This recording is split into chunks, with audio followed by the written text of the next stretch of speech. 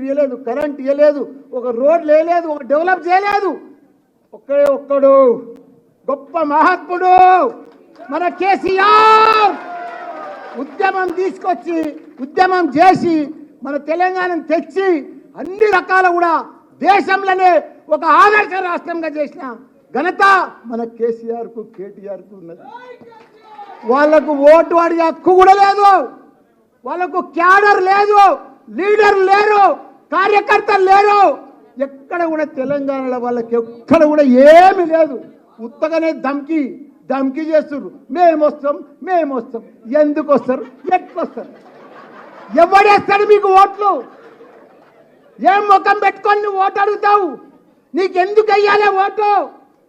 ప్రజలను మోసం చేసినందుకు ఆ ఓటేస్తారు. ఇప్పుడు బీజేపీ ప్రభుత్వం ఉంది, ఏమీ చేయలేదు.